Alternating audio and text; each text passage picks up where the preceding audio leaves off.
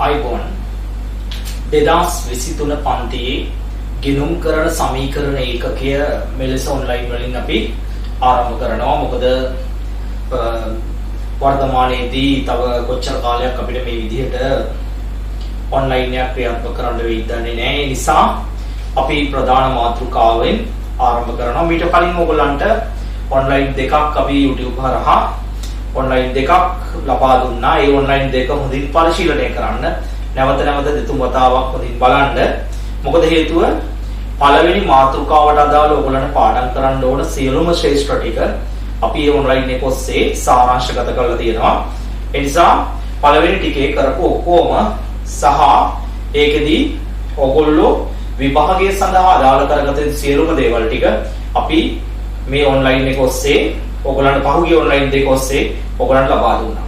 අපි අද ප්‍රධාන මාතෘකාව පාඩම් ගමු. ලියාගමු මාතෘකාව දෙවන ඒකකය ගිණුම් කරන සමීකරණ.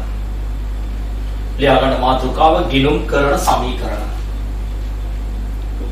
ඉංග්‍රීසියෙන් කියනවා accounting equations ගිණුම් කරන සමීකරණ equations accounting equations ගිණුම් කරන සමීකරණ. තමයි ගොඩාක් අය මේ සමීකරණ කිව්වහම ගොඩාක් අයට හිතෙන්නේ මේක ගාණක් වෙන්න ඇති කියලා. තමයි මේ ගිණුම් කරණයට ගණිතමය ස්වභාවයක් ලැබිලා තියෙන බව ඇත්ත. ගණිතමය ස්වභාවයක් ලැබිලා තියෙන බව ඇත්ත. නමුත් ගණිතමය ස්වභාවයක් ලැබුණාට මේ ගිණුම් කරණය කියන්නේ ගාණක් නෙවෙයි. අර ගිණුම් කරණයේදී තියෙන්නේ පැහැදිලිව ව්‍යාපාරයක පවතින කාර්යයන් පිළිබඳ තර්කානුකූල ස්වභාවයක්.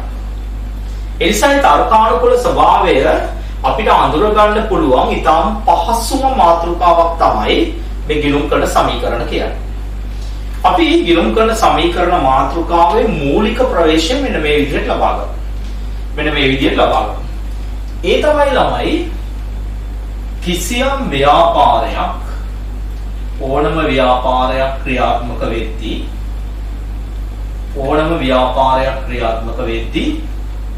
මේ ව්‍යාපාරයට අවශ්‍ය කරනවා සම්පත්. මේ ව්‍යාපාරයට අවශ්‍ය කරනවා සම්පත්. මේ ව්‍යාපාරයට අවශ්‍ය කරන සම්පත් ලබා දෙන පුද්ගලයෙක් ඉන්නවා. කවුරු කියලාද ඔහුට කියන්නේ? අයිතිකරුවා. ඒ සම්පත් ලබා දෙන පාර්ශවයට කියනවා කවුරු කියලාද? අයිතිකාරය. අයිතිකාරය තමයි මේ සම්පත් ලබා දෙන පාර්ශවය. එතකොට මේ අයිතිකාරය ව්‍යාපාරයට අවශ්‍ය කරන මොනවා සපයලා දෙනවද? සම්පත්. එහෙම නැත්නම් මූල්‍ය සම්පත් සපයලා දෙනවා. මේ අයිතිකාරය ව්‍යාපාරයට අවශ්‍ය කරන මූල්‍ය සම්පත් සපයලා දුන්නාට පස්සේ මේ අයිතිකාරයට ලැබෙනවා ව්‍යාපාරය පිළිබඳව මොකක්ද ලැබෙන්නේ? හිමිකමක්. මොකක්ද ලැබෙන්නේ? හිමිකමක් ලැබෙනවා. අපි කියන්නේ අයිතියක් හම්බෙනවා කියන්නේ. එතකොට මේ අයිතිය හම්බෙන්නේ මොකක් නිසාද? අයිතිකරුවා නැමැති පාර්ශවය විසින් ව්‍යාපාරයට අවශ්‍ය කරන සම්පත් සපයා දීම නිසා. හැබැයි මතක තියාගන්න ව්‍යාපාරයක් භාවිතා කරන්නේ අයිතිකාරයා සපයා දුන්න සම්පත් විතරක් නෙවෙයි. මේ ව්‍යාපාරයට සම්පත් සපයා දෙන තවත් පාර්ශවයක් ඉන්නවා. ඒ පාර්ශවයන්ට අපි කියනවා බාහිර පාර්ශවයන් කියලා. කවුරු කියලාද කියන්නේ? බාහිර පාර්ශවයන් කියලා කියනවා. බාහිර පාර්ශවයන් කියලා. එහෙනම් තව කවුද ඉන්නවා කියන්නේ? බාහිර පාර්ශවයන් ඉන්නවා. එතකොට මේ බාහිර පාර්ශවයනොත් ව්‍යාපාරයට මොනවද සපයා දෙනවද? සම්පත් සපයා දෙනවා. දැන් අපි හිතමු උදාහරණයක් විදියට බැංකුවක් ව්‍යාපාරයක් කරගෙන යද්දී ලෝන් එකක් දෙනවා. එතකොට මේ ව්‍යාපාරය කරගෙන යන්න අවශ්‍ය කරන සම්පත් සැපයි. හැබැයි ළමයි බැංකුව ව්‍යාපාරය කරගෙන යන්න අවශ්‍ය කරන සම්පත් සැපයව කියලා අපේ ව්‍යාපාරයේ අයිතිය අපි බාහිර පාර්ශවයකට දෙන්නේ නැහැ.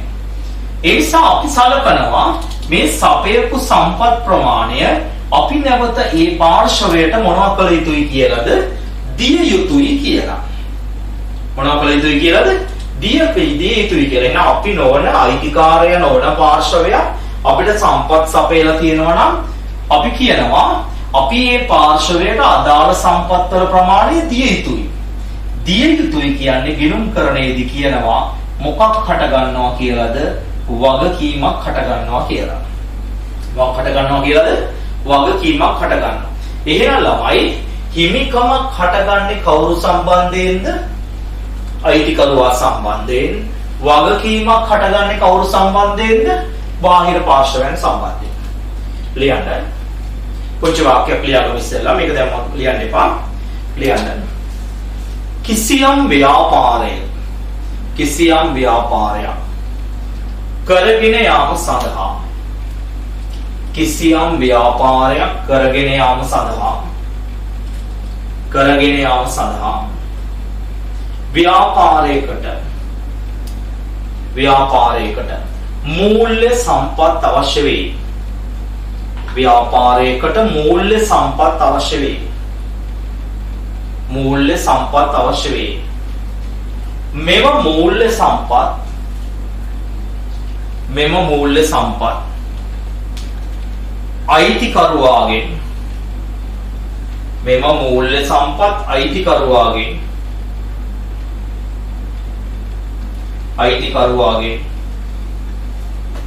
අයිතිකරුවාගෙන්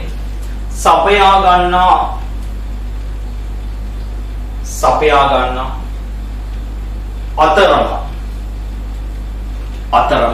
බාහිර පාර්ශවයන්ගෙන්ද සපයා ගනී.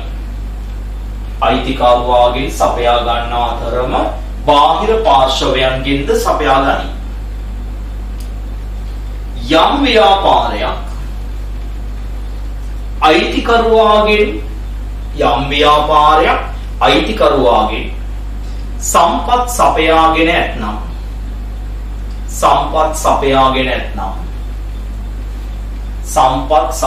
ඇතනම් එහිදී එම අයිතිකරුවාට හිමිකමක් ලැබේ. වර්ණයක් ඇතුළේ ලියන්න අයිතියක්. හිමිකමක් ලැබේ. එහෙම නැත්නම් වර්ණයක් ඇතුළේ ලියන්න අයිතියක් ලැබේ. නමුත් බාහිර පාර්ශවයක් විසින්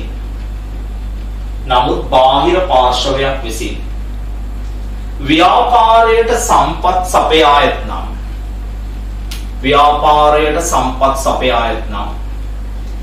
එම සම්පත්වල වටිනාකම ව්‍යාපාරය විසින්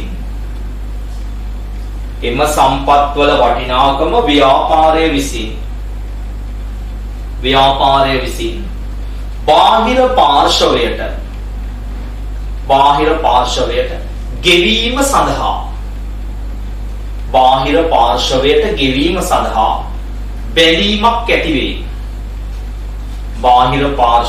ගෙවීම සඳහා බැඳීමක් ඇති වේ. එම බැඳීම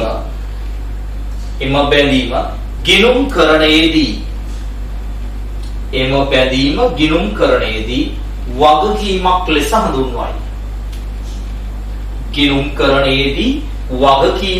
හඳුන්වයි. ආන්ගේ බැඳීමට කියනවලු මොකක් කියලාද? වගකීමක් කියලා. ඒ බැඳීමට කියනවලු වගකීමක් කියලා. එහෙනම් දරුවෝ මට කියන්න අයිතිකාරය සම්පත් සැපයුවොත් මොකක්ද ඇති වෙන්නේ? හිමිකමක්. බාහිර පාර්ශවයන් සම්පත් සැපයුවොත් ව්‍යාපාරයට ඇති වෙන්නේ මොකද්ද? වගකීමක්. දැන් අපි උදාහරණයක් විදියට ගමු. අයිතිකාරයා ව්‍යාපාරයට රුපියල් 50000ක සම්පත් ප්‍රමාණයක් සැපයුවා කියලා හිතන්නකෝ. කීයකද? 50000යි.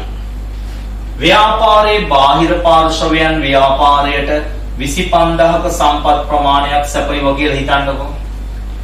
එහෙනම් මට කියන්න අයිතිකාරයා 50000ක් සැපයුවා, බාහිර පාර්ශවයන් 25000ක් සැපයුවා. එතකොට මට කියන්න දැන් ව්‍යාපාරයේ සතුව කොච්චරක සම්පත් ප්‍රමාණයක් තියෙනවද? 75ක සම්පත් ප්‍රමාණයක් තියෙනවා. එහෙනම් මේ ව්‍යාපාරයක් සතු ඇති සම්පත් වලට ලස්සන නමක් කියනවා. මොනවා කියලාද? වත්කම් කියලා. එහෙනම් මොනවද වත්කම් කියන්නේ? ව්‍යාපාරයක් විවිධ පාර්ශවයන්ගෙන් ලබාගෙන ඇති මොනවද? ආර්ථික සම්පත් වල වටිනාකමට කියනවා මොනවා කියලාද? වත්කම් කියලා. එහෙනම් මේ වත්කම් සපයාගෙන තියෙන පාර්ශවයන් දෙකකින් බව පේනව නේද? මෙන්න මේ ක්‍රියාව, මෙන්න මේ සම්බන්ධතාවය අපිට මෙන්න මේ විදිහට පෙන්වන්න පුළුවන් සමීකරණයක් විදිහට. මොකද්ද? ව්‍යාපාරයක තියෙන වත්කම, ඒ ව්‍යාපාරයේ තියෙන වගකීම සහ ඒ ව්‍යාපාරයේ තියෙන හිමිකමේ එකතුවට මොනවා වෙනවා කියලාද? සමාන වෙනවා කියලා. හිමිකමේ එකතුවට මොනවා වෙනවා කියලාද? සමාන වෙනවා කියලා. මේ බලන්න ඇත්තනේ. ව්‍යාපාරයේ වත්කම් කීයක් තියෙනවද? 75000යි. ඒකෙන් බාහිරින් යොදපු කීයක් තියෙනවද? 25000යි. අයිතිකාරය යොදපු කීයක් තියෙනවද? 50000යි. එහෙනම් අපිට පේනව නේද ගණිතයේ හැටියට මේ 75000 මේ දෙකේ එකතුවට මොනවා වෙන බවද? සමාන වෙන බව. එහෙනම් මෙන්න මේකට අපි කියනවා මොකක් කියලාද ළමයි? ගිණුම් කරන සමීකරණය කියලා. එහෙනම් ගිණුම් කරන සමීකරණය කියලා. ලියන්න පොඩි වාක්‍යයක්. ගිණුම් කරන සමීකරණයෙන් දැක්වෙන්නේ, ගිණුම් කරන සමීකරණයෙන් දැක්වෙන්නේ ව්‍යාපාරයක ඇති වත්කම්, ව්‍යාපාරයක ඇති වත්කම් වලට කුමන පාර්ශවයකට ඇල්මක් පවතීද යන්නයි. කුමන පාර්ශවයකට ඇල්මක් පවතීද යන්නයි. අනේ වචනට ඉරක් අහගන්න. ඇල්මක් පවතීද යන්නයි. ඒ කියන්නේ ව්‍යාපාරයක තියෙන වත්කම් සත්‍ය වශයෙන්ම කාටද අයිති? මෙතන කියන හැටියට අයිතිකාරයට 50000ක් අයිති, බාහිර පාර්ශවයන්ට කොච්චරක් අයිතිද? 25000ක් අයිති. හැබැයි අයිති වුණාට අපි ඒකට හිමිකමක් කියලා කියන්නේ නැහැ. අපි කියනවා මොකක් කියලාද ඒකට? වගකීමක් කියලා. තේරුණා? ලියන්න. මෙම ගිණුම් කරන සමීකරණය, මෙම ගිණුම් කරන සමීකරණය ගොඩනැගෙන ආකාරය, මෙම ගිණුම් කරන සමීකරණය ගොඩනැගෙන ආකාරය දල සටහනක්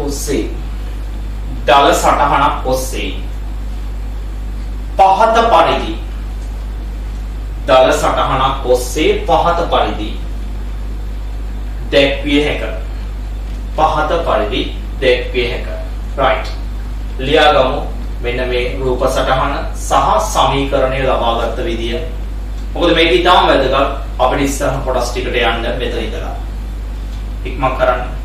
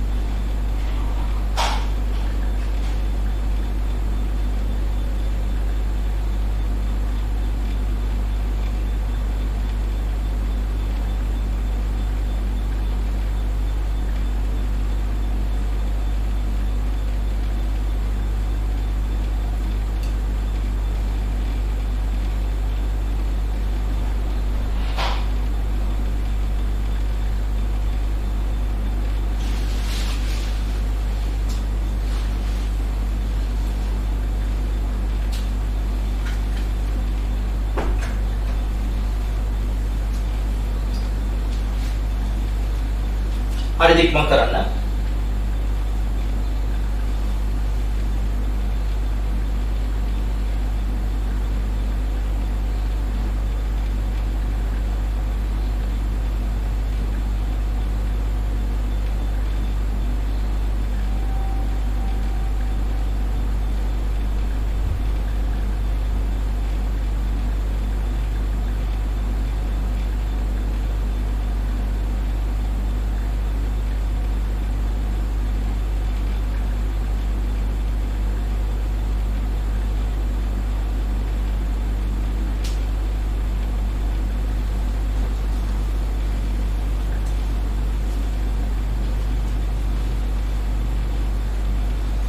හරිද?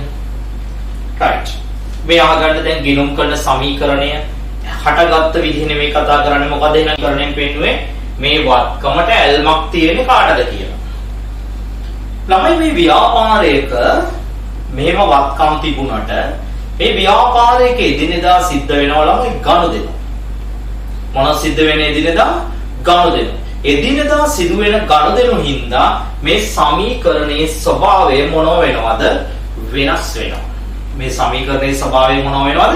වෙනස් වෙනවා. ලියන පුංචි වාක්‍යයක් යටින් ව්‍යාපාරයක එදිනෙදා කටයුතු වලදී සිදුවන ගනුදෙනු නිසා මෙම ගිණුම් කරන සමීකරණයේ ස්වභාවය වෙනස් විය හැක. එනම් මෙම ගිණුම් කරන සමීකරණයේ ඇති මූල්‍යමය වටිනාකම, අනේ වචනයට ගිරක් ගන්න, මූල්‍යමය වටිනාකම වෙනස් විය හැක. මෙලෙස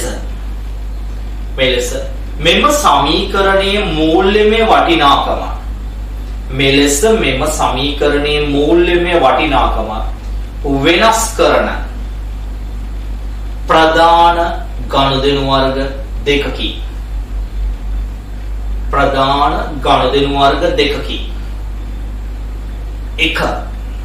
එක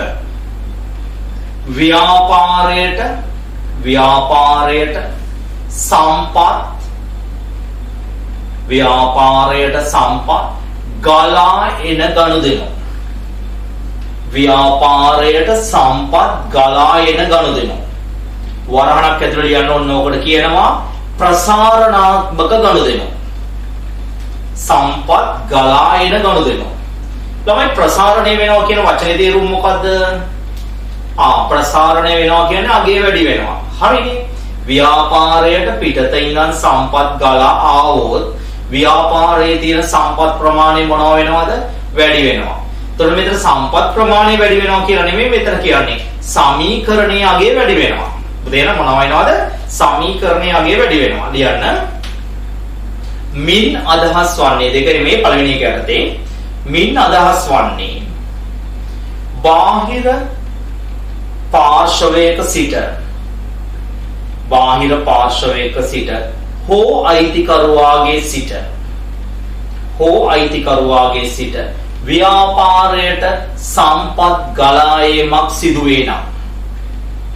ව්‍යාපාරයට සම්පත් ගලා ඒමක් සිදුවේ නම් අනේ වචන ටික එකක් යන එකක් ගහන්න ගලා ඒමක් සිදුවේ නම්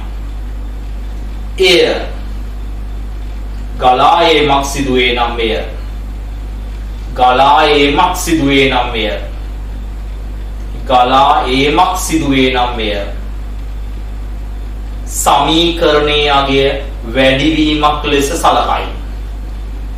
සමීකරණයේ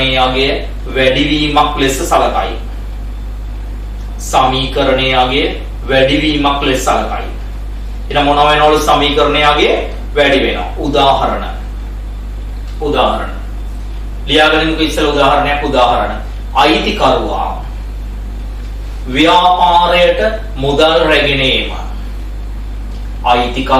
ව්‍යාපාරයට මුදල් රැගෙන ඒම. මේ බලන්න. අයිතිකාරය ව්‍යාපාරයට මුදල් ගේනවා. අයිතිකාරය ව්‍යාපාරට මුදල් ගෙනවා. ළමයි අයිතිකාරය ව්‍යාපාරට මුදල් ගෙනාවොත් ව්‍යාපාරයේ තියෙන වත්කම් ප්‍රමාණය මොකද වෙන්නේ? හරි වැඩි වෙනවා. එතකොට අයිතිකාරය ගෙනාපු ප්‍රමාණයත් වැඩි වෙනව නේද?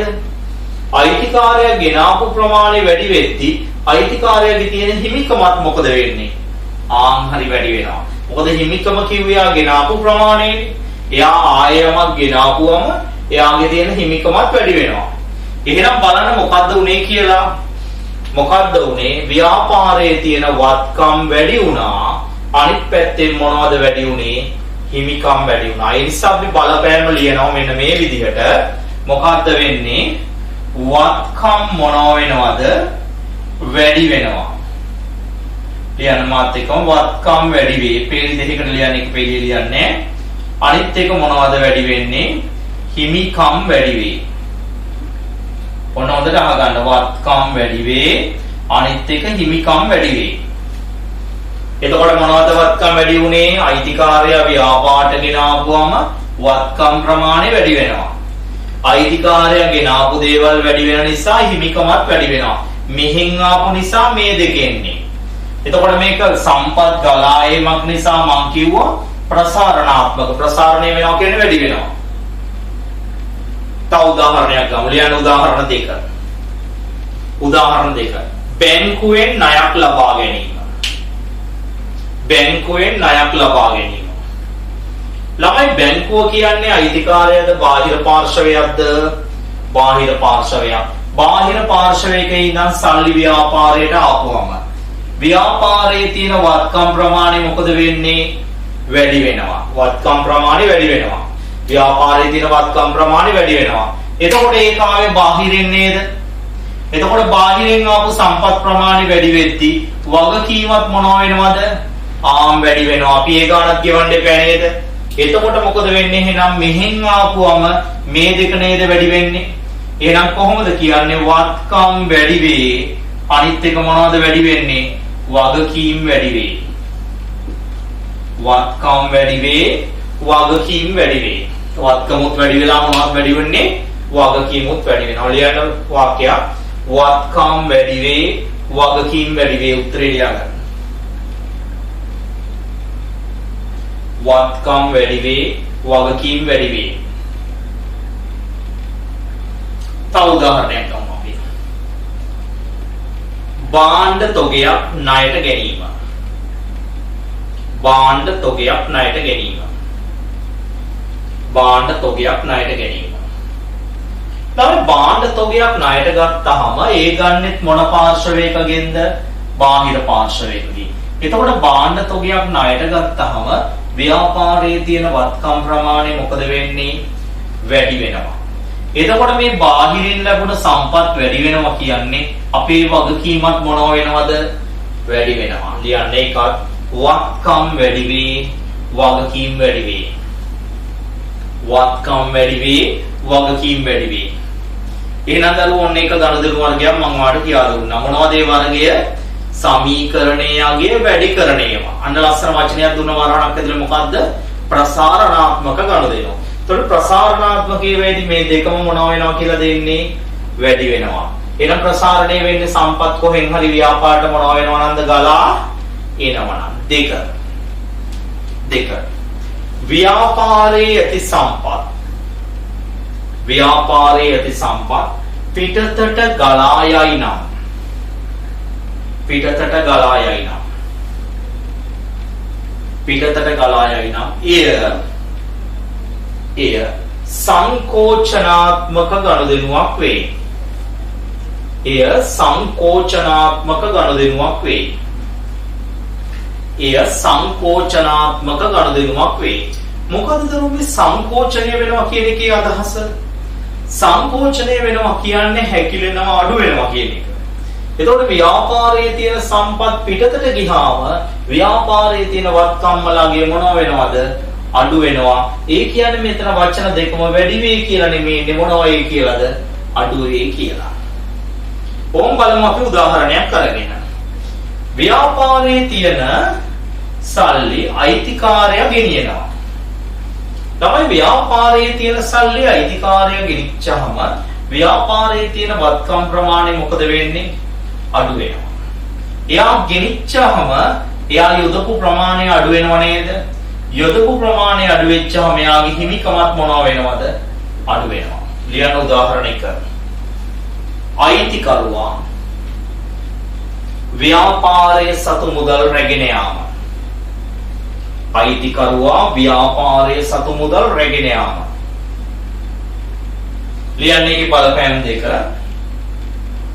වත්කම් අඩුවේ. වත්කම් අඩුවේ. හිමිකම් අඩුවේ. මේ දෙක නෙන්නේ මෙහෙට ගියේ. වත්කම් අඩුවේ, හිමිකම් අඩුවේ. තව උදාහරණයක් ලියන්න දෙක. බැංකුවෙන් ගත් ණයක්. බැංකුවෙන් ගත් ණයක් ආපසු ගෙවා දැමීම. බැංකුවෙන් ගත් ණයක් ආපසු ගෙවා දැමීම. තමයි බැංකුවෙන් ගත්ත ණයක් ආපහු ගෙවනවා කියන්නේ ව්‍යාපාරයේ තියෙන සල්ලි බාහිර පාර්ශ්වයකට යනවනේ. ව්‍යාපාරයේ තියෙන සල්ලි බාහිර පාර්ශ්වයකට ගියාම ව්‍යාපාරයේ තියෙන වත්කම් ප්‍රමාණය මොකද වෙන්නේ? ආම් වත්කම් ප්‍රමාණය අඩු වෙනවා. එතකොට මේ බාහිර පාර්ශ්වයකට ගියාම අපේ වගකීමත් මොකද වෙන්නේ? අඩු වෙනවා. මොකද අපි ගෙවුවහම අපි ගෙවන්න තියෙන මුදල මොකද වෙන්නේ? අඩු වෙනවා. ලියන්න වත්කම් අඩුවේ. වත්කම් අඩුවේ. වගකීම් අඩුවේ. වත්කම් අඩුවේ. වගකීම් අඩුවේ. එහෙනම් මට කියන්න මෙහෙන් මෙහෙට ආවත් වැඩි වෙනව නේද? මෙහෙන් මෙහෙට ආවත් වැඩි වෙනවා. මෙහෙන් මෙහෙට ගියත් අඩු වෙනවා. මෙහෙන් මෙහෙට ගියත් අඩු වෙනව නේද? එහෙනම් පැහැදිලිද මේ ගනුදෙනු ප්‍රධාන වර්ග කීයක් තියෙන්නේ? දෙකයි. අපි ප්‍රධාන වර්ග දෙකකට කතා කළේ. එකක් සමීකරණයගේ මොනව වෙනේවද? වැඩි වෙනේවා. අනිත් එක සමීකරණයගේ අඩු වෙනේවා. හරි ලේසි අඳුර ගන්න. වැඩි වෙනේවා කියන්නේ පිට ඉඳන් ව්‍යාපාරට එනවා. ව්‍යාපාරයේ තියෙන දේවල් කොයි පැත්තට හරි යනවා නම් ඒක අඩු වෙන එක. පැහැදිලිද? කුංචි උදාහරණ ටිකක් ලියාගමු. කියන්නේ යටින් උදාහරණ කියලා. 1 අයිතිකරු ව්‍යාපාරයට මුදල් යොදවීම. දැන් අභ්‍යාසයක්. අයිතිකරු ව්‍යාපාරයට මුදල් යොදවීම. අයිතිකරු ව්‍යාපාරයට මුදල් යොදවීම. 2 අයිතිකරු මුදල් රැගෙන යාම.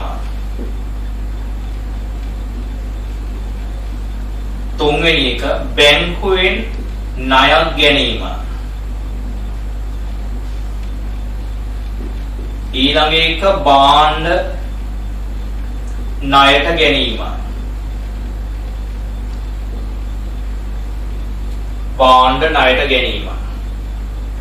ඉත තියලා ලියුවත් කමන්නේ වෙන වෙන එක දිගට ලියුවත් කමන්නේ. ඉත තියලා ලියපු අය උත්තර ලියන්න මේ උත්තර දෙක ලියන්න ඉත තියලා ලියුවත් කමන්නේ. එහෙම නැත්නම් ප්‍රශ්න ටික ලියාගෙන යන්න. ප්‍රශ්න ටික ලියාගෙන යන්න පස්සේ උත්තර ටික ලියන්න. right කොහොම ලියුවත් කමන්නේ. බාණ්ඩ ණයට ගැනීම 5 ණයටගත් බාණ්ඩ වෙනුවෙන් මුදල් ගෙවීම.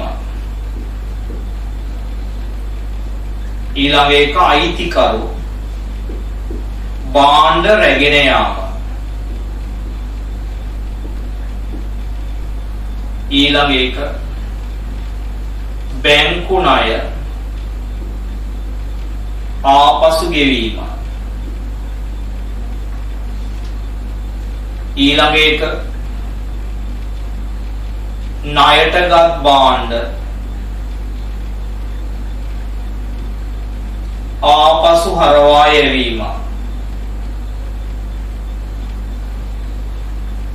ආපසු හරවා යැවීම. ඊළඟ එක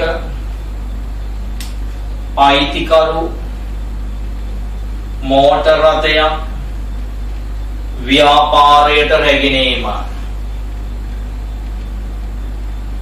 මෝටර් රථයක් ව්‍යාපාරයට රැගෙනීම. ඊළඟ එක මෝටර් රථයක් ණයට ගැනීම. මෝටර් රථයක් ණයට ගැනීම.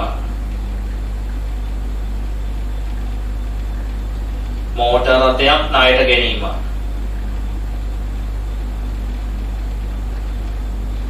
මෝටර් රථයක් ණයට ගැනීම. ඊළඟ එක අයිතිකරු ව්‍යාපාරයේ ඇති යන්ත්‍රයක් තම ප්‍රයෝජනයට රැගෙන යාම. යන්ත්‍රයක් තම ප්‍රයෝජනයට රැගෙන යාම. right.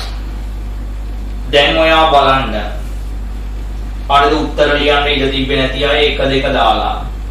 මෙන්න මේ විදිහට උත්තරේ ලියන්න පේජ් දෙකකට. වත්කම් වැඩි වෙනවද අඩු වෙනවද මොන විචල්යන් දෙකටද බලපාන්නේ කියලා බලන්න ඉක්මනට. 3යි 6යි 9යි 11ක් තියෙනවා. උත්තර ලියන්න.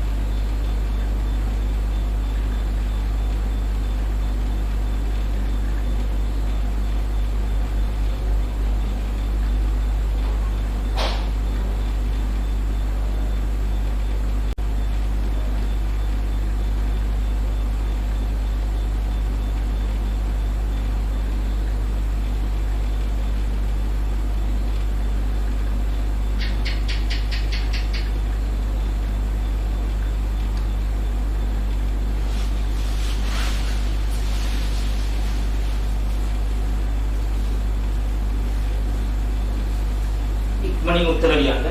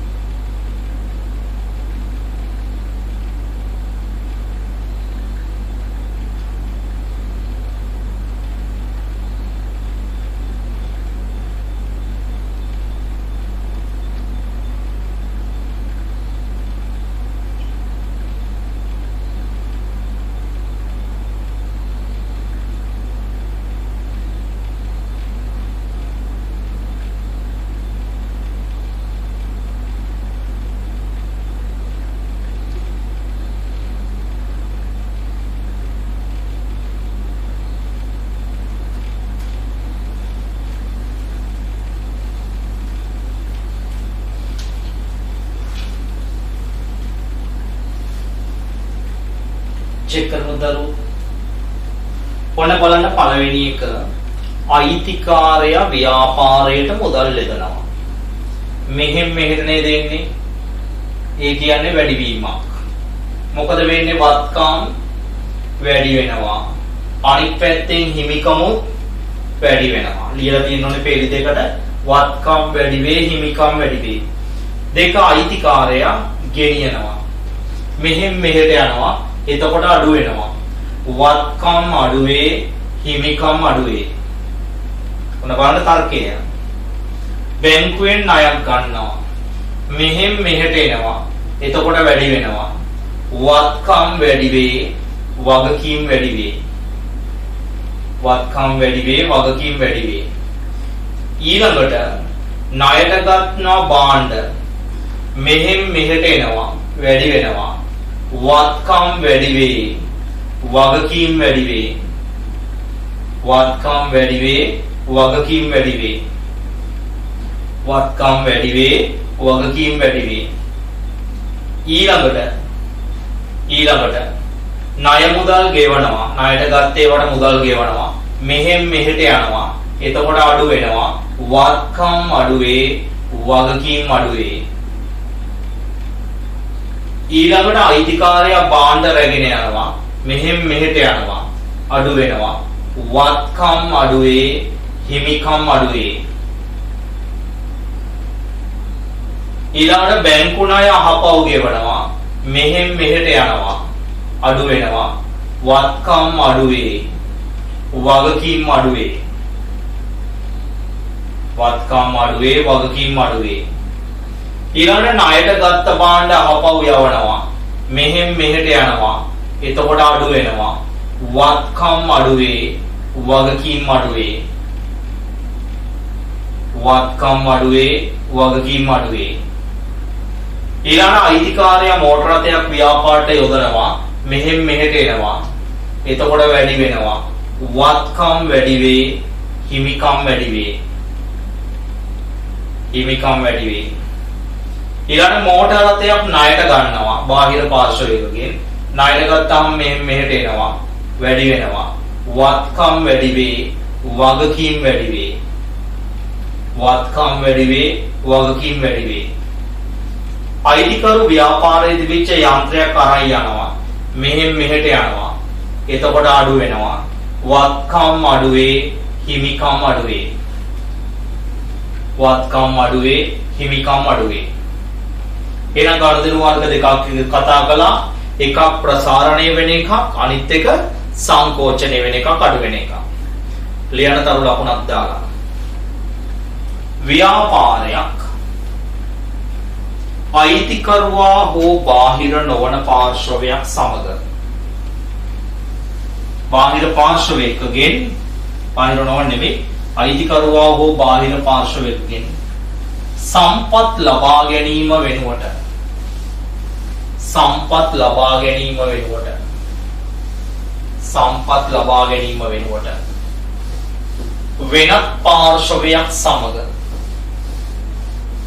වෙනත් පාර්ශවයක් සමග සම්පත් හුවමාරු කරගන්නා අවස්ථා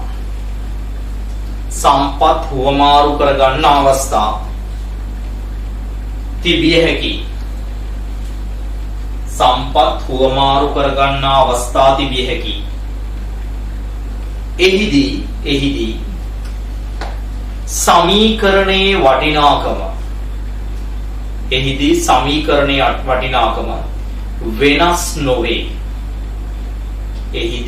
සමීකරණයේ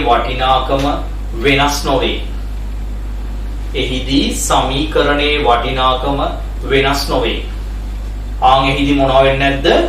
සමීකරණයේ වටිනාකම මොනවා වෙන්නේ නැද්ද? වෙනස් වෙන්නේ නැහැ. එහිදී සමීකරණයේ වටිනාකම වෙනස් නොවේ.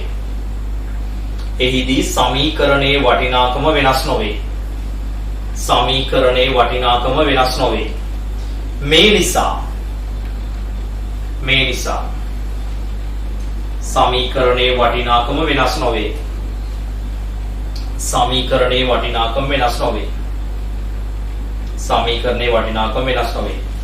මේ නිසා මෙහිදී සිදුවන්නේ මෙහිදී සිදුවන්නේ එක් වත්කමක් වැඩි වී. මෙහිදී සිදුවන්නේ එක් වත්කමක් වැඩි වී තවත් වත්කමක් අඩු වී යාමයි. එක් වත්කමක් වැඩි වී තවත් වත්කමක් අඩු වී යාමයි. එක් වත්කමක් වැඩි වී තවත් වත්කමක් අඩු වී යාමයි. තවත් වත්කමක් අඩු වී යාමයි. අඩු වී යාමයි. උදාහරණ. මෝටර් රථයක් මිලදී ගැනීම.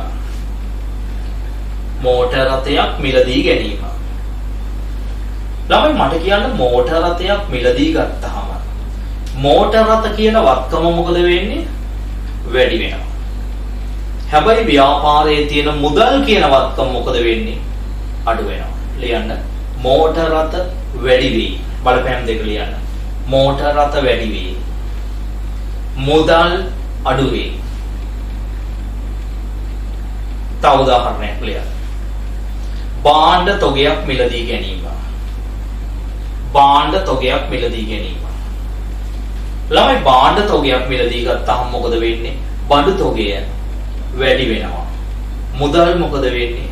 අඩු වෙනවා. ලියන්න. බඩු තොගය වැඩි වේ. බඩු තොගය වැඩි වේ.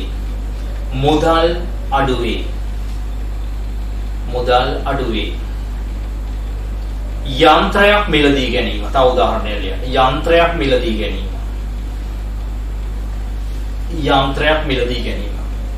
ළමයි යන්ත්‍රයක් මිලදී ගත්තාම මොකද වෙන්නේ? මොකද වෙන්නේ?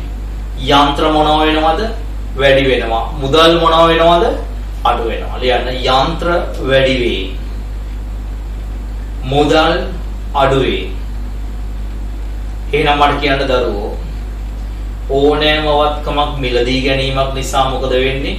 එක වත්කමක් වැඩි වෙලා තව වත්කමක් අඩු වෙනවා. ලියන්න තර ලකුණක් දාලා ඕනෑම වත්කමක් මිලදී ගෙන ඇති විටක ඕනෑම වත්කමක් මිලදී ගෙන ඇති විටක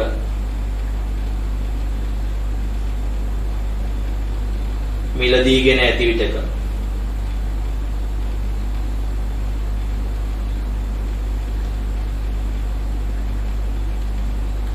ඕනෑම වත්කමක් මිලදී ගෙන ඇති විටක ඒ මගින්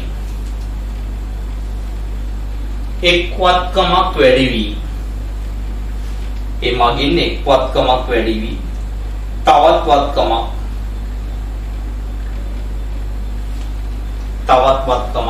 අඩු වී යයි. එක් වත්කමක් වැඩි වී තවත් වත්කමක් අඩු වී යයි. එක වත්කමක් වැඩි වෙලා තව වත්කමක් මොනවා වෙලා යනවලුද? අඩු වෙලා යනවා. තව වත්කමක් අඩු වෙලා යනවා. එහෙනම් මට කියන්න ඔන්න දැන් ඔයාට අපි ගණදෙනු වර්ග 3ක් කතා කළා. ගණදෙනු වර්ග කීයක් කතා කළාද? 3ක් කතා කළා. right.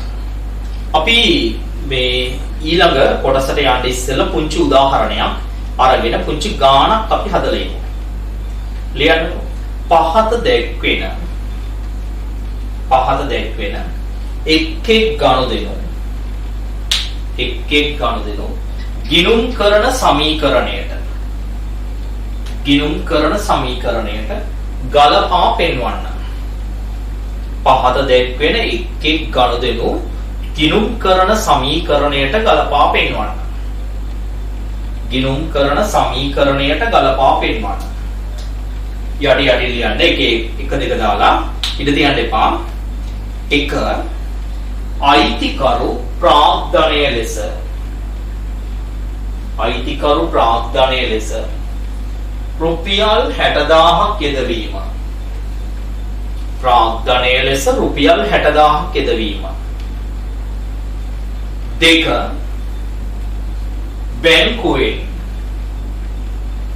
බැංකුවේ රුපියල් 30000ක ණයක් ගැනීම. රුපියල් 30000ක ණයක් ගැනීම. ඊළඟ එක රුපියල් 20000ක භාණ්ඩ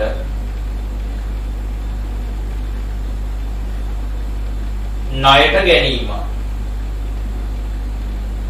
20000ක භාණ්ඩ ණයට ගැනීම. ඊළඟ එක අයිතිකරු රුපියල් 10000ක් රැගෙන යාම.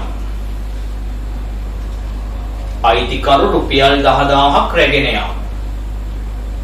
ඊළඟ එක ණය හිමියන්ට රුපියල් 5000ක් ගෙවීම. රුපියල් 5000ක් ගෙවීම. දරු මේ බලන්න අපි දැන් මේක සමීකරණයක් විදිහට ගමු. මොකක්ද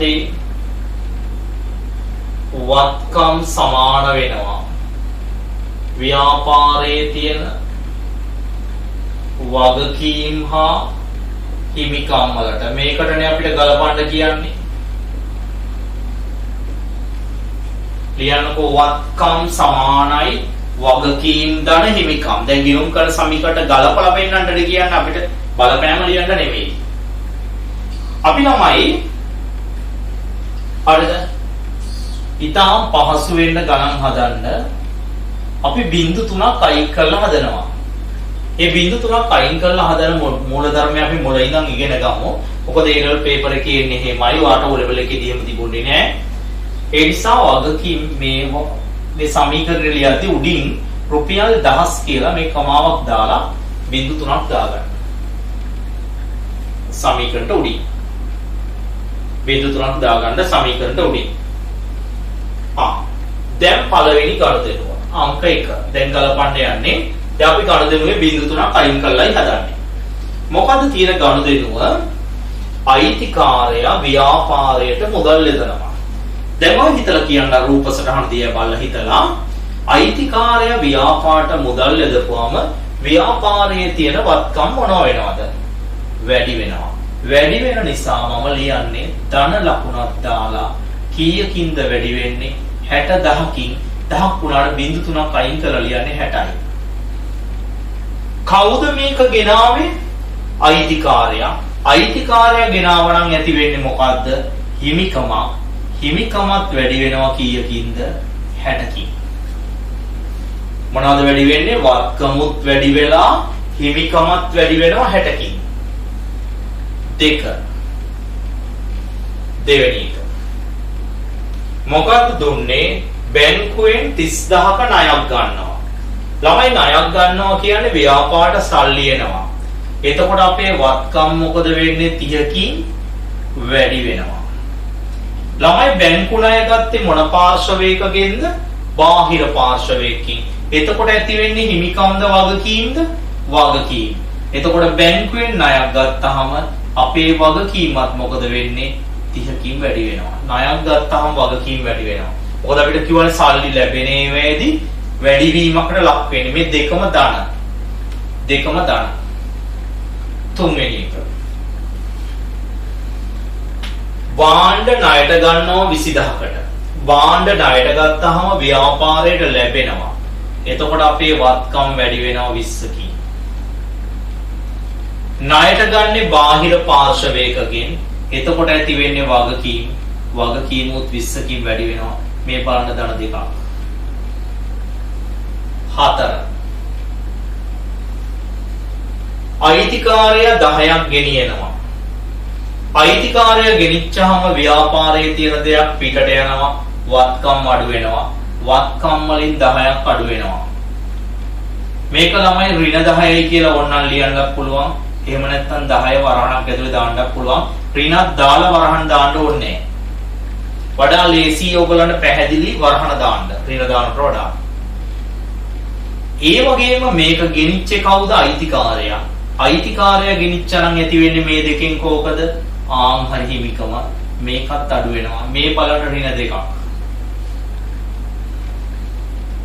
5.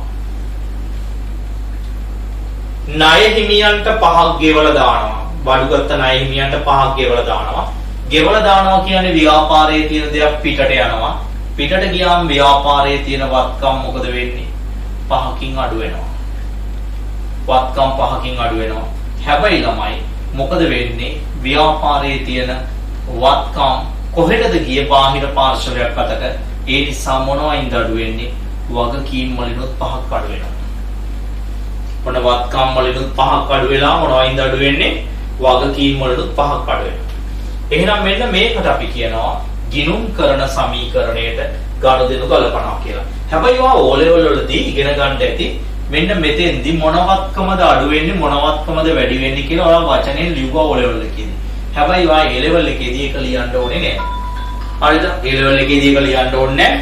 කිසිම වෙලාවක A level එකේදී ලියන්න ඒක බලාපොරොත්තු වෙන්නේ නෑ. තේරුම් බලාපොරොත්තු වෙන්නේ නෑ. right. ඔයාට අපි දැන් පටන් ගත්ත ඔන්ලයින් ඉතාලම මේ කෙටි ඔන්ලයින් විදිහට ඔයාට දිගටම අපි දවස් කිහිපයකට සැරයක් අපි වෙබ් අඩවිය ඔස්සේ ඕගොල්ලන්ට මේ ඔන්ලයින් එකට ඕගොල්ලන්ව සම්බන්ධ කරනවා. එතකොට මොකද මේ ටිකේදී අපි මොනවාද මේ දුරස් වෙලා හිටියත් මේ තත්ත්වය නිසා අපිට පුළුවන් අඛණ්ඩව අපේ විෂය අඛණ්ඩව ගෙනියන්න. ඒ නිසා ඕගොල්ලන්ට අපි සියලු දෙනාට WhatsApp හරහා මේකේ අභ්‍යාස කිහිපයක් යොමු කරනවා. එතකොට අපි දවස් 3කින් විතර ඔයගලන්ට මැසේජ් එකක් දෙනවා නැවත අපි වෙබ් අඩවියට ඔයගලන්ට මැසේජ් එකක් එයි. වෙබ් අඩවියට අපි වීඩියෝ එක මේ අතුල් කරනවා. එතකොට අතුල් කළාට පස්සේ ඔයගලන්ට පුළුවන් ඒ අභ්‍යාස ටික හදලා ඊළඟ දවසත් එක්ක සම්බන්ධ වෙලා එතනින් එහාට වැඩ ටික පියවරෙන් පියවර කරගෙන යන්න. අපි මේ මාසෙ තුලදී දැන් අපි පසුගිය සතිය පුරාවට සතිය හොහමාර දවස් 10 20 10 15 පුරාවට සති දෙකේදී අපි වැඩ කළේ නැති වුණාට දැන් මෙතන ඉඳලා අපි දින 4කට වගේ සැරයක් දින 4කට වගේ සැරයක් අපි ඔන්ලයින් එක්ක සම්බන්ධ වෙනවා. එතකොට ඔයගලන්ට ඒ වෙලාවටම හරියට සම්බන්ධ වෙන්න අවශ්‍ය නැහැ. ඒ වෙලාවට සම්බන්ධ වෙන්න අවශ්‍ය නැහැ. ඔයාලට පුළුවන් වෙබ් අඩවිය හරහා ඔයාලට පහසු වෙලාවක මේක මේ අධ්‍යයනය කරන්න. හැබැයි සියලුම දේවල් වල නෝට් ටික ඉතාම පිළිවෙලට පොතක මොනව කරගන්න ඕනේද ලියන්න ඕනේ. නැවත මේ කොටස් මොනව කෙරෙන්නේ නැති නිසාද ආවරණය කෙරෙන්නේ නැති නිසා. ඒ නිසා හැමෝම පිළිවෙලට වැඩ ටික කරන දරුවෝ 2023 වැඩ ටික අපි ක්‍රමානුකූලව ඉතාම සරල තැන ඉඳලා ඔයාලට මේ කොටස් ටික පියවරෙන් පියවර මොනව කරනවද සාකච්ඡා කරනවා. right. එහෙමනම් අපි ඊළඟ ඔන්ලයින් එකේ නැවත හමු.